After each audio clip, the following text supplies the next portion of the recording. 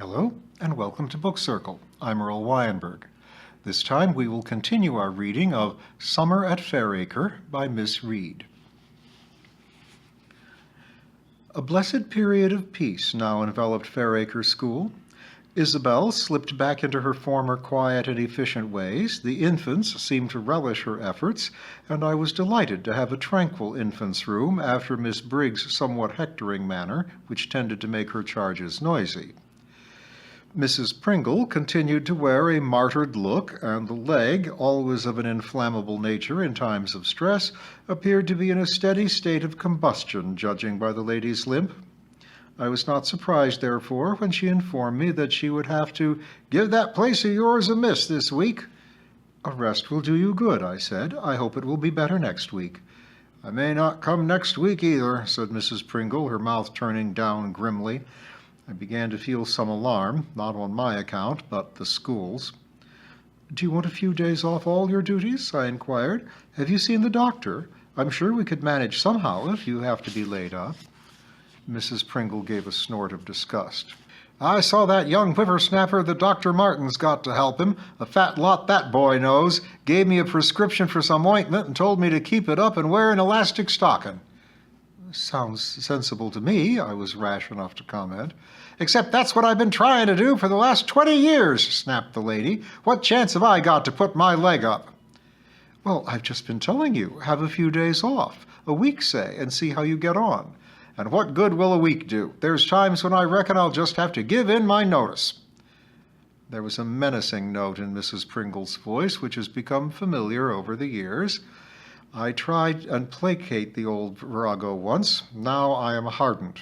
One can cry wolf once too often. Only you can decide that, I told her.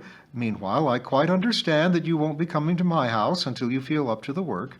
But if you do decide to give up the school cleaning, do try and give me plenty of notice so that we can advertise the job.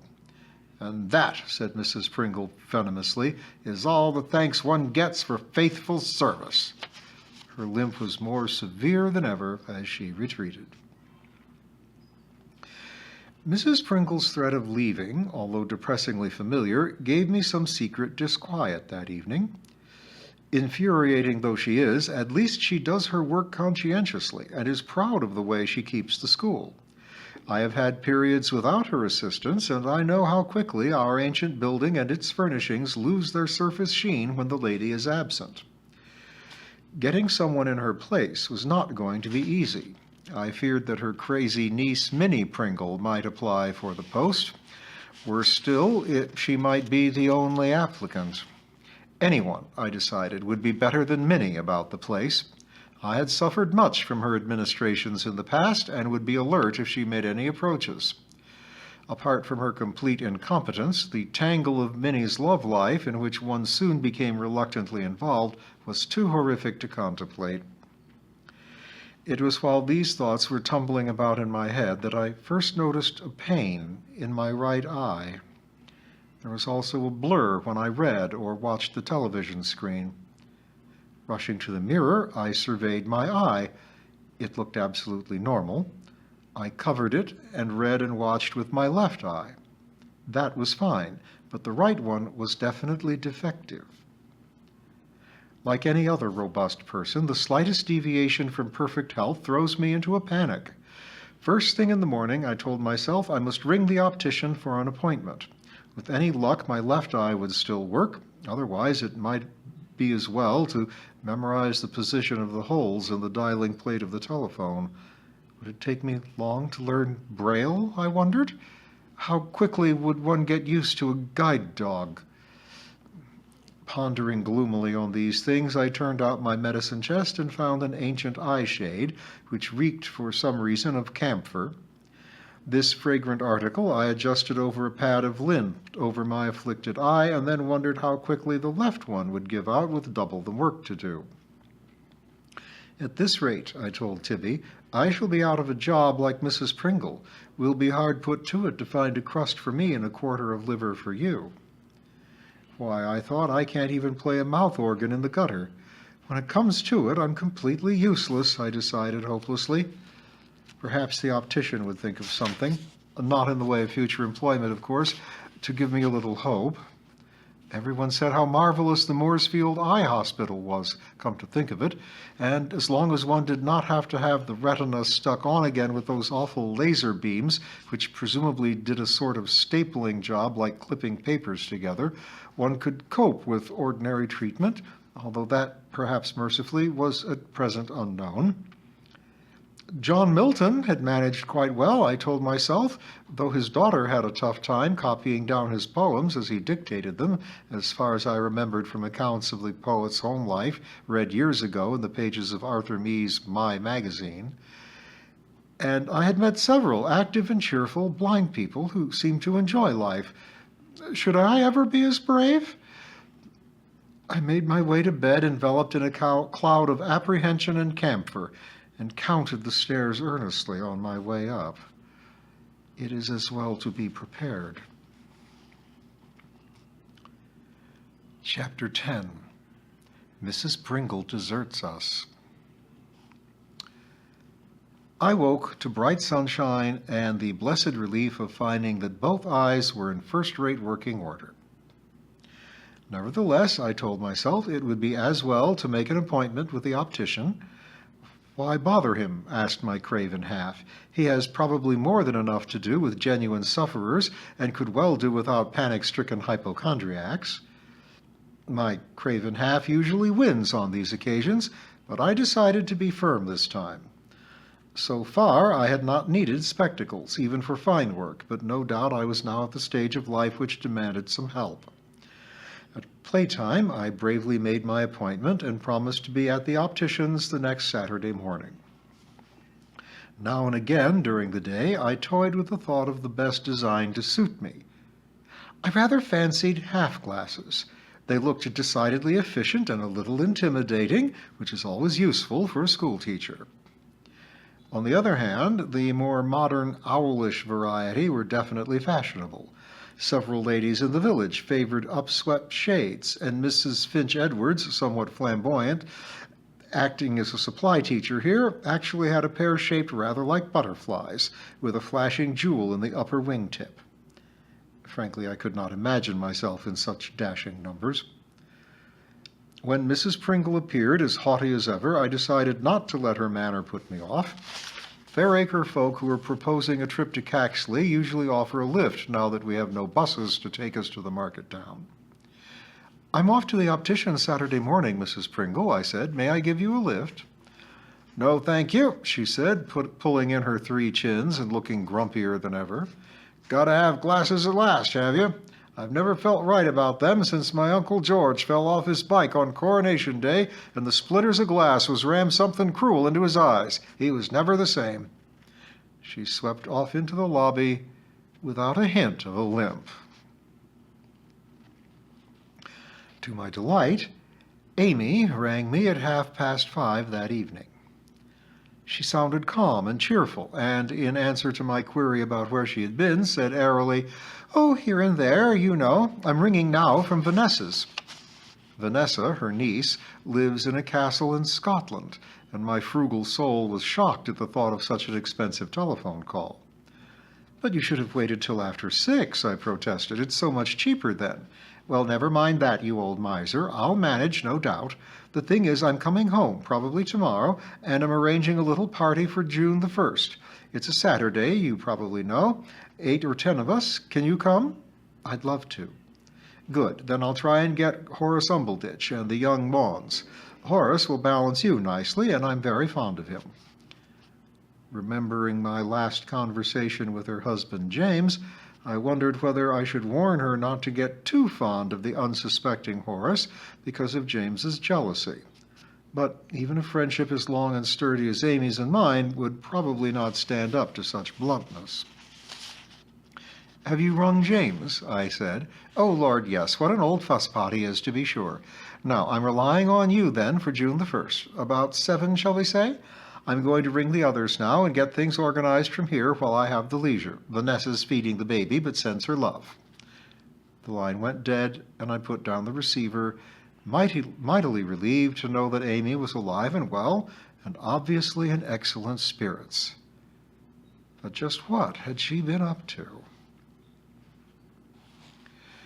The schoolhouse had not received any of Mrs. Pringle's attentions now for 2 weeks, and frankly it began to look like it.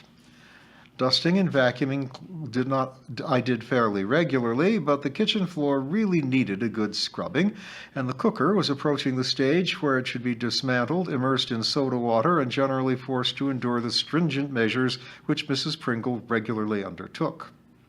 There was no doubt about it. If the lady was determined to leave me, then I must try and get a substitute. Matters came to a head one morning when we both arrived at the school door to find that a tap had been left on, and the wash basin having been plugged with some unknown substance, the floor was awash. Mrs. Pringle drew in her breath sharply. Her face grew redder than ever, and I began to wonder how one coped with a sudden attack of apoplexy. "That's the last straw," she gasped. "That's it, then. You can take my notice now. I've had enough." "Mrs. Pringle," I begged, "please don't desert me now. Think things over, do." But she turned away, dewlap quivering with rage, and her black oilcloth bag swinging dangerously on her arm. She stumped off toward the school gate, and one or two early arrivals hastened to get out of her way, like refugees hurrying to the side of the road when a tank comes along. I rolled up my sleeves, turned off the tap, unplugged the basin, bubble gum yet again, I noted, and set to with the floor cloth. Well, at least we knew where we were. I proposed to call to the lady that evening and to get her resignation in writing, or a firm promise to return to her duties with as much willingness as her nature could muster. After that, I must work fast to find a cleaner for my house, and if need be, one for Fairacre School. I was still wringing out the floor cloth when Isabel arrived, and I told her the tale. "You would really be far better off without her. She's been a blight on your life ever since you came here." "Oh, I don't know," I protested. "I'm quite fond of the old harridan in a perverse sort of way, and she needs the money, I know. I can't just kick her out without giving her a chance to retract." "Well, see how you get on this evening," advised Isabel, "and if she persists in going, I should count your blessings. As a matter of fact, I think you could find a young woman for you. She lives between Fairacre and Beech Green and wants a job, I know that." "That sounds hopeful. One thing I'm determined not to do, and that is to employ that nutty Minnie Pringle." And on this note we parted to go to our respective registers and the day's business. The weather was so balmy and seductive that it was impossible to worry about Mrs. Pringle, Amy, or anything else. May was at its loveliest. It was true that the best of the daffodils awaited deadheading and the crocuses were drooping tattered heads, but the lilac was in bud and the peonies and irises were flaunting their showy beauty. My peonies are of the dark red common kind, which flourish here and delight me with their blousy, top-heavy blossoms. Several times I have tried to grow the white and pale pink varieties, both single and double, but despite my cosseting, they have faded away. The old-fashioned crimson ones flower bravely year after year, and I bless them for their hardiness. The mats of arboreta and golden alyssum were still a cheerful sight, and the cotoneaster by the wall was spangled with pink and white flowers. The bees droned in it all day, and the birds sang with springtime fervor. The earth was warm and friable, just right for scattering poppy and marigold and larkspur seeds to take their chance of providing summer color in the gaps in the border. The air from the downs was soft and soporific, so different from the usual fresh breezes that buffet us in all seasons in this area. I had my tea in the garden, relishing all these delights and watching Tibby rolling on the gravel nearby.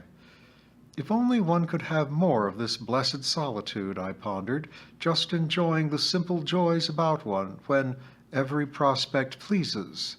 How good and loving and noble one would be. But the hymn continues, "And only man is vile," I recalled, which reminded me that I must tear myself away from my miniature Eden and go view Mrs. Pringle, my personal serpent, and get the interview over. The lady opened the door a matter of 2 inches, and from what I could see of her stern visage, I fully expected her to slam the door in my face. However, she pulled it open and invited me to step inside. I felt like Daniel entering the lion's den, but tried to appear calm. "Best sit down now you've got here," said Mrs. Pringle grudgingly, and we both sat one each side of her empty fireplace. Every metal surface gleamed, every tile shone. Not a crumb or cotton end showed on the carpet, and the windows were crystal clear. I was glad Mrs. Pringle could not see my own home at the moment. As if she could read my thoughts, she said, "I'm not up to coming back to your place, you know. There's work, and some's back-breaking work like your kitchen floor, so it's out of the question." "I understand that," I said, "but my chief concern is the school cleaning. I know we have had our little upsets in the past, but I wouldn't like you to give up entirely. I came to see whether you would change your mind." The lady's expression changed. One could not, in all truthfulness, describe it as softening, but the downturned mouth was perhaps a little less severe and the eyes a trifle less flinty. My hopes grew. "I'm not one to change my mind, as you well know, Miss Reed, and I feel I owe it to myself to have a break. I'm up and down the street to that place day in and day out, and my leg is not what it should be. Doctor said it needed a rest, and I ought to do as he says, though I doubt whether he knows much about it, nor cares for that matter." She surveyed me belligerently, evidently waiting for my comment, but I stayed silent. Mrs. Pringle is a wily fish and has to be played with care. "Well, let's put it like this," she continued. "I'll have a week off and see how things go. Then I will let you know one way or the other." "Right," I said, rising. "You rest your leg and think things over and have another word with the doctor. But I really must know after a week. Meanwhile, we'll do our best to manage while you're laid up." She showed me to the door, limping heavily and wincing every now and again. There were some splendid Madonna lilies in bud in the shelter of the cottage wall, and a line of early pinks smelling divine along the path. There was not a weed in sight. I complimented her upon the show of flowers. "Not got without hard work," was the reply, "but nothing is in this wicked world." A serpent, all right, I thought, smiling over the gate at my old enemy. I drove alone into Caxley on Saturday morning, dodging a number of fledglings who sat bemusedly in the middle of the road and nearly gave me heart failure. The hedges were beginning to turn green, and some copper beech trees on the outskirts of Caxley were hazily pink with tiny leaves. What a morning! What a blessed time of year! Even the thought of my coming ordeal could not quench my spirits on such a glorious day of early summer. The optician was a spruce young fellow smelling deliciously of eau de cologne aftershave. He shone a bright light into my eyes, making strange little grunts as he did so. I earnestly hoped that they were grunts of approval and not horror at his findings. Perhaps I should be rushed to Caxley Cottage Hospital immediately, I thought, panic returning, or there could be an urgent call to Moorfields to stand by. After this ordeal, I submitted to the usual tests with each eye, trying to read as far down as I could so that my new spectacles, if needed eventually, would last as long as possible. I can't say I cared for the lenses being dropped one after the other before my eyes, while I attempted to say if the red light was brighter than the green. After a bit, one really cannot be sure, just as the last pair of shoes after a fitting always feels worse than the ones before, until a superbly comfortable pair is greeted with cries of relief, bought and borne home, only to find that it is miles too big. "Yes," said my nice-smelling optician, "you definitely need reading glasses. I will write a prescription, and then my assistant will show you the different frames available. Actually, I should advise you to have half glasses. At the moment, your long sight is perfect." I was ushered into another room and spent a most agreeable 20 minutes selecting suitable frames, ending up with some rather sedate, gold-rimmed affairs which gave me a granny-like appearance, which I rather liked. "Perhaps I ought to have chosen something more dashing," I said doubtfully to the young man who had taken such pains. "Those scarlet ones look gorgeous, and the thick black ones might make me look studious." "Oh, I'm sure you don't want to look studious," he said rather primly, as though such a condition were rather shameful. "And the scarlet ones are really for the young. I think you will find the half glasses very flattering to your own, quieter expression." All the way home I wondered if a quieter expression meant plain dowdiness, and had a horrid feeling that it did. It was an enormous thrill to see Amy's car waiting by my door when I came out of the school a day or two later. My old friend was sitting on the garden seat, her face tilted toward the sun and her eyes closed. She looked blissfully happy and 10 years younger than when I last saw her. "Amy," I cried, "what a marvelous surprise! Come and tell me all about your disappearance. You had us all rattled, I can tell you, and James rang me in the most awful lather." "I'm delighted to hear it," said Amy, giving me a kiss. It was one of those objects of the exercise, but not the chief one, let me say. "And what was the chief one?" Amy bent down to pull a long piece of grass and began to nibble it before replying. "I suppose you could say it was to catch up with myself. You see, for years now, like most married women, I've always had James in mind. Would he like this frock I just bought? Would he like a holiday in Italy? Or would he prefer to go to Friston as usual? Even down to, I'd better not put bananas in this fruit salad because James doesn't care for them. Of course, women with children must find it even worse. I do realize that, and must be torn in several directions at once when trying to come to a decision. But it suddenly struck me that I hardly ever did exactly as I wanted, when I wanted, and it seemed a good idea to try it." "And did it work?" "Perfectly. I decided just to go off without a word to anyone. The whole point was to be alone without agitated friends and relations harassing me. I remember you saying once that the days one enjoys most are those one spends alone. I know it doesn't hold good for everyone. Some people are lonely anyway. But for you, among folk all day, I can quite see the need for a breathing space." "But Amy," I protested, "you live alone a great deal. Why the sudden flight?" "Believe it or not, I am hardly ever alone, and it's largely my fault. Dear old Mrs. Hopkins comes in 3 times a week to char. Bert does the garden on Tuesdays and Thursdays. I play bridge twice a week and go to innumerable committees and good works more fool me, I suppose. Do you think I was wrong to go?" She sounded anxious and quite unlike her usual confident self. "No, I don't," I assured her.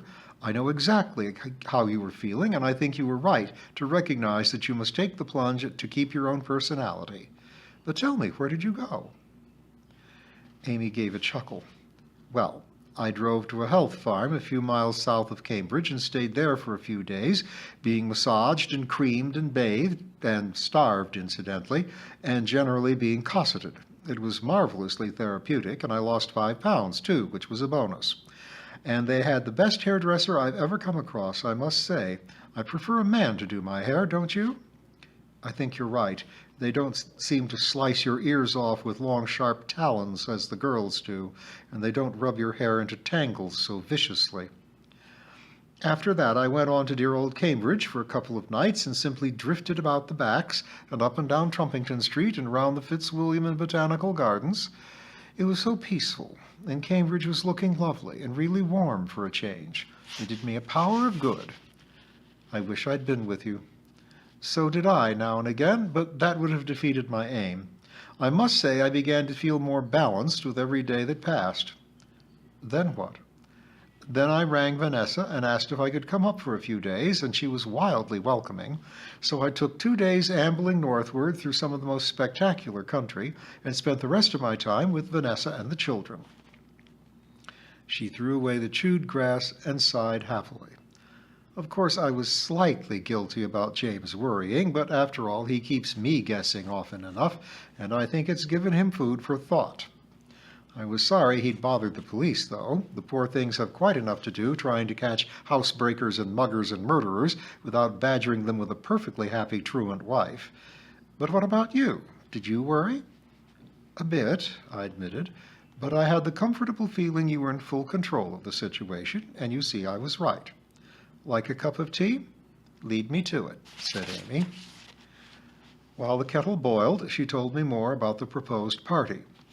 Well, Horace is free, and so are Irene and David Maughan, and I came across that nice Gerald Baker again. He called me at Vanessa's on his way to some Highland village with a name like a sneeze. He's coming too. So sad his wife Hattie died. Do you remember he wrote about a poem called Aloysius something, about a poet called Aloysius something who used to live in Fairacre? Indeed I do. He called with Vanessa one morning when he was finding out about our Aloysius, and I directed him to Mr. Willett. Well, he's got mixed up with a television program about Aloysius, and I think they may do some filming in the village soon. What excitement! I must ask him all about it when we meet at your house. After tea, we walked in the garden, and I picked Amy a real country bunch of mixed flowers, irises, columbines, sweet rocket, some late narcissi, and a few early roses. She sniffed them appreciatively as she made her way to the car. I must get back to poor old James, she said, smiling. He's all of a fidget now in case I take off again. So you've still got a conscience, I quipped. It's well under control, she assured me, and drove off with a flippant tootle on the horn. And we'll attend Amy's party next time.